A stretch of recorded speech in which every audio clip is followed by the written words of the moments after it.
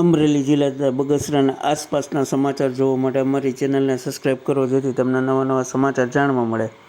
મળતી વિગત મુજબ બગસરા આવાસ મકાનના 173 લાભાર્થીઓને નગરપાલિકા દ્વારા પ્રમાણપત્ર અપાયા.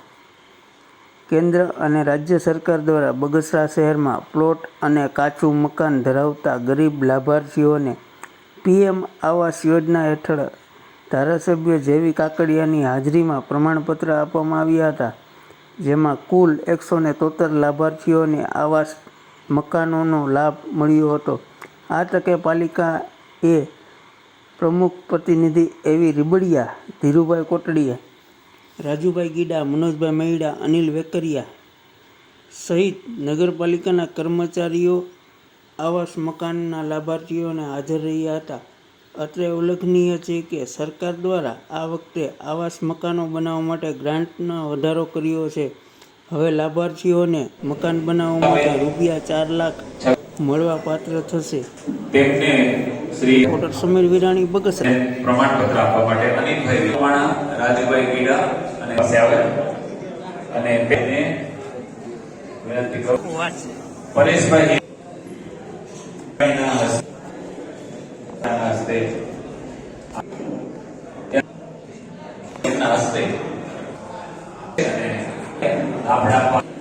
ચૌહાણ આસિફભાઈ, નાજિયાબેન અસલમભાઈ લાભાર્થી છે અને ત્યારબાદ આપણે પરમાર સલીમભાઈ, તારાબેન નટવરલાલ અને ગુજરાત અમીનભાઈ કોરાટના હસ્તે એમને આ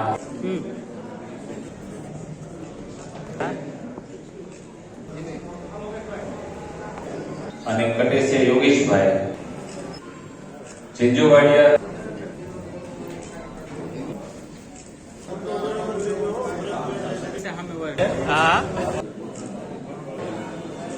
સોહિલ હસ્તે અંતાબેન ભાઈ નથુભાઈ અને ગોસ્વામી જયભાઈ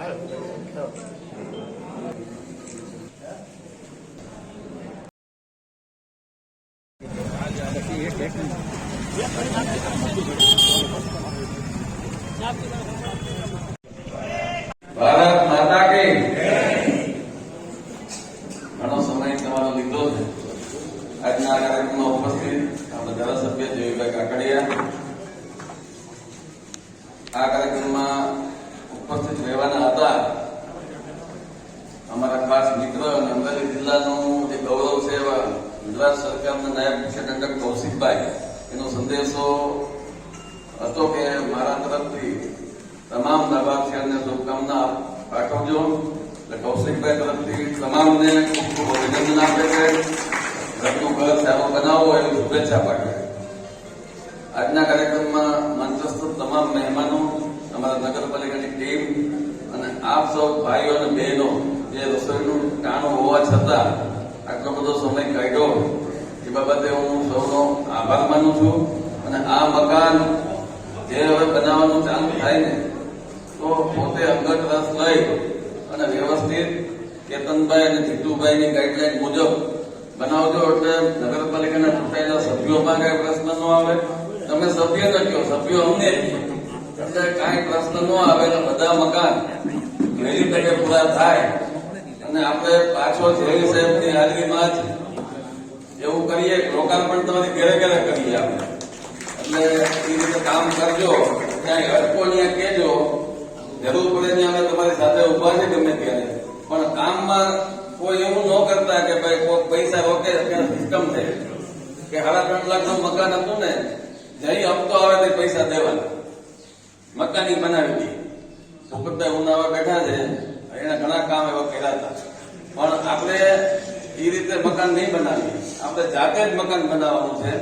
કોઈ કોન્ટ્રાક્ટરને નહીં આપતા. થોડા ઘણા પૈસા રોકવા પડશે તો રોકજો, પણ મકાન સારું બનાવજો. સરકારે જે પૈસા તમારા સુધી પહોંચ્યા છે એનું યોગ્ય વળતર તમને મળે એવી શુભકામના. સૌનો આભાર. અને જેનું પ્રમાણપત્ર બાકી છે એ અહીંયા તમામ મેળવી લ્યો એવી અપેક્ષા.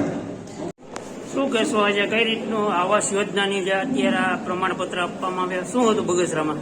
બગસરા નગરપાલિકા હસ્તક નગરપાલિકામાં રહેતા ગરીબ પરિવાર કે બીજા તમામ જ્ઞાતિના કોઈ પણ વ્યક્તિએ જે પીએમ આવાસ યોજનાનું જે ફોર્મ ભરેલું હતું અને ઘરનું ઘર મેળવવા માટેનું જેને ફોર્મ ભરેલું હતું એના 173 આવાસ યોજનાના હેઠળ જે પીએમ આવાસ યોજનામાં આજે 173 મકાન મંજૂર થઈ ગયા છે એનું આજે સર્ટિફિકેટ વિતરણનો કાર્યક્રમ બગસરા નગરપાલિકા મુકામે રાખેલો હતો. એમાં ઉપસ્થિત નગરપાલિકાના પ્રમુખ શ્રી એવી રીપડિયા, ઉપપ્રમુખ ભાવનાબેન, પાર્ટીના પ્રમુખ શ્રી ઘનશ્યામભાઈ, માજી પ્રમુખ કોટડિયા સાહેબ, ઉપસ્થિત નગરપાલિકાના તમામ સભ્યશ્રીઓ અને ગામના તમામ આગેવાનો ની હાજરીમાં આ સર્ટિફિકેટ આપ્યા છે.